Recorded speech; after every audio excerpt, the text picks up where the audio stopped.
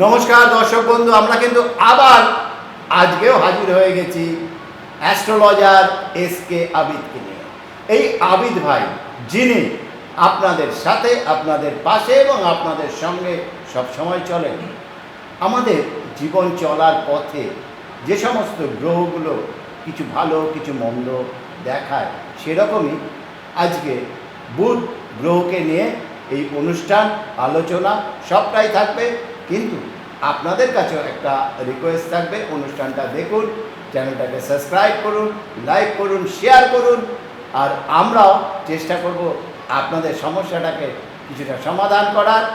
সেই সমাধানের মালিক যিনি আবিদ ভাই, ওনাকে আপনাদের প্রত্যেকের তরফ থেকে, আমার তরফ থেকে স্বাগত জানিয়ে শুরু করব আজকের এই অনুষ্ঠান।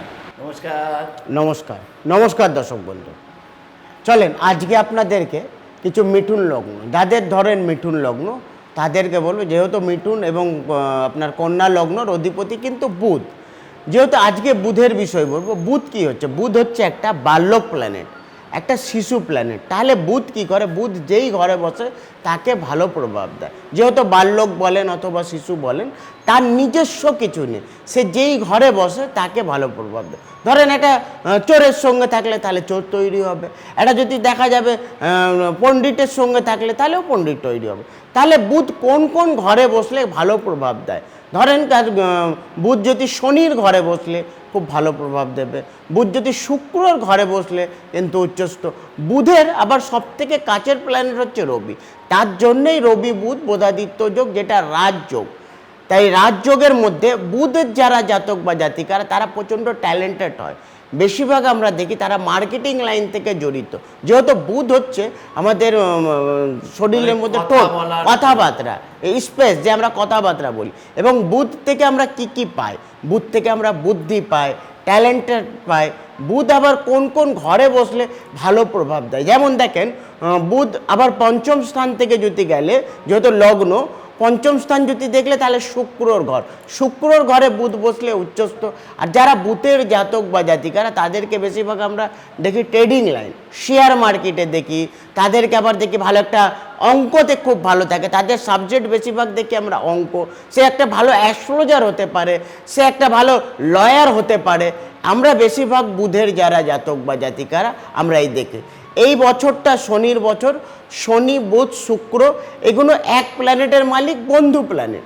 তো এই বছর যাদের ধরেন মিঠুন লগ্ন, তাদের জন্যে খুবই ভালো। কিন্তু এই বছরটাকে আপনারা কাজে লাগান। কেন আপনাদের যে লগ্ন দেখে যদি 9 নম্বর ঘরে যাব, যেটা 9 নম্বর ঘর ভাগ্য এবং পিতা, সেটা কিন্তু আপনার কুম্ভ রাশির ঘর, সেটা শনির ঘর। শনি কি হচ্ছে? শনি হচ্ছে কর্মদাতা আমাদের। তা একটা কোর্টের মধ্যে লয়ার যতই বড় হয়ে যাক, জাজের ওপরে কেউ না। কেন? শনিকে আমরা জাজ প্ল্যানেট বলি। শনি হচ্ছে একটা আদার প্ল্যানেট, শনি হচ্ছে একটা বয়স্ক প্ল্যানেট। শনি আজীবন নিজের কর্মকে বিশ্বাস করে। যেহেতু শনির খুব কাছের প্ল্যানেট হচ্ছে বুধ এবং শুক্র, তাহলে এই বছরটা যাদের মিঠুন লগ্ন, তাদের জন্য যথেষ্ট খুব ভালো। আপনারা যদি পারলে চাকরি যদি চেঞ্জও করার হলে আপনারা চাকরি চেঞ্জ করতে পারেন। এবং অনেকে বিয়ের বিষয় ভাবে কি আমার এই বছরটা ভালো হবে কী হবে, তাদের জন্য বলবো যারা শুক্রর জাতক, যারা বুধের জাতক, এই বছরটা যথেষ্ট খুব ভালো, আপনারা বিয়েও করতে পারেন মিনিমাম 10 বছর। বুধ যাদের, তারা তো খুব ভালো কথাবার্তা একদম পারে। হ্যাঁ, সেই ক্ষেত্রে যারা ব্যবসা করছে, তারাও তো কথা বিক্রি করে, একদম বেশিরভাগ একদম মার্কেটিং লাইন থেকে জড়িত। যে কোনো দেখবেন তাদের সেলসম্যান, বেশিরভাগ দেখবেন সেলসম্যান কারা হয়। একটা কোম্পানিকে আমরা কবে জানি, একটা ভালো সেলসম্যান এনে আমাদেরকে বোঝায় কি এই জিনিস আছে।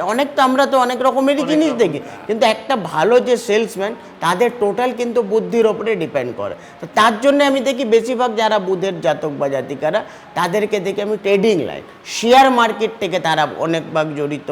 তারা আবার একটা মাস্টার মশাই, বেশিরভাগ আমি দেখি স্কুলে কোনো টিচিং লাইন বেশিরভাগ আমি দেখি। অথবা দেখা যাবে ভালো একটা অ্যাস্ট্রোলজারই যে পারপাস, সেটাও কিন্তু আমরা বেশিরভাগ দেখি বুধের জন্য। এবং বুধের যারা জাতক বাজে, তারা একটা ভালো লয়ারও হতে পারে। যেহেতু এইগুলো আমরা দেখি, কেন ওর তত্ত্ব অগ্নিপৃথি বায়ু, সেখান থেকে বায়ু তত্ত্ব থেকে একটা ভালো পাইলটও হতে পারে, যদি চেষ্টা করলে পাইলটও হতে পারে। দর্শক বন্ধু, এই যে জিনিসগুলো, এইগুলো আপনার মধ্যে আছে কিনা জানার জন্যে স্কলিংয়ে যে ফোন নাম্বার রয়েছে এই নাম্বারে ফোন করুন, যোগাযোগ করুন। 47A Rashbehari Avenue, Kalighat metro station 5 নম্বর গেট থেকে পায়ে হেঁটে মাত্র 2 মিনিটের পথ, স্টেট ব্যাংকের ঠিক অপোজিটে। এইবার আমি আবিদ ভাইয়ের কাছে যাব, উনি আর কি বলছেন একটু শুনে নিন, তারপরে আপনার সঙ্গে তো কথা আছে। যেমন দেখেন বুধ বুধ কোন কোন ঘরে, রবি আর বুধ বোধাদিত্য যোগ। রবি যদি কারোর লগ্নতে বসে গেলে তার কর্মর জায়গা যথেষ্ট খুব ভালো দেখায়। এবং দশমপতি 10 নম্বর ঘর থেকে আমরা কর্ম দেখি। কর্ম আমরা কবে করি? কর্ম আমরা যখন চলতে পারবো, দৌড়তে পারবো, কথা বলতে পারবো, সেটা হচ্ছে আমাদের কর্ম। তো আমাদের যে কর্মদাতা সেটা কিন্তু শনি। শনি কারুর জন্ম চাই, রবি বুধ বোধাদিত্য যোগ, রাজযোগ, যতই হোক কারুর জন্মছকের মধ্যে শনি যদি 6, 8, 12তে বসলে তার কর্মর জায়গা ভালো হয় না, তার ম্যারিড লাইফের জায়গা ভালো হয় না, তার সন্তান ভাগ্য হয় না। আমি বেশিরভাগ দেখেছি কারুর যদি 6, 8, 12তে কারুর শনি যদি বসলে তার কর্মজীবন আজীবন চেঞ্জ হতে থাকে। চাকরির জায়গায় একটা স্থায়ী চাকরি থাকে না, চাকরির জায়গা কিন্তু চেঞ্জ হতে থাকে। কিন্তু কারুর লগ্ন যদি 3য় স্থানে বসলে তাদের কিন্তু বিদেশি যাত্রা আমরা দেখি, ফরেনস, অনেকেই জিজ্ঞাসা করে দাদা আমি বাইরে আমার যোগাযোগ নিশ্চয়ই হবে যদি কারুর লগ্ন 3য় স্থানে বসলে। কেন কর্মর জায়গাটা আমরা আবার 3য় স্থান থেকে দেখি, আমরা আবার 9 নম্বর ঘর থেকে দেখি, দশমপতি থেকে দেখি, এবং আমরা একাদশপতি থেকে সেখান থেকে আমরা কর্ম দেখি। যে কর্ম আপনি কোন কর্মতে জড়িত হলে আপনার জন্য বেস্ট হবে, সেগুলো একটা জন্মছক যখন আমরা দেখি তখন কিন্তু বোঝা যায় এগুলো। আর এই জন্মছকটা দেখানোর জন্য একবার যোগাযোগ করুন। কিন্তু যেতে যেতে একটাই অনুরোধ বা রিকোয়েস্ট আপনাদের কাছে, যারা অনুষ্ঠানটা দেখছেন ছোট্ট করে একটু লাইক দিন, সাবস্ক্রাইব করুন, শেয়ার করুন। আর আপনাদের এই শেয়ার, লাইক, সমস্তটাই কিন্তু আমাদের উৎসাহটাকে আরও বাড়িয়ে দেবে। এই আশা রেখে অনুষ্ঠান শেষ করব। বিদায় জানাবো আবিদ ভাইকে, বিদায় জানাবো আপনাদের। নমস্কার দর্শক।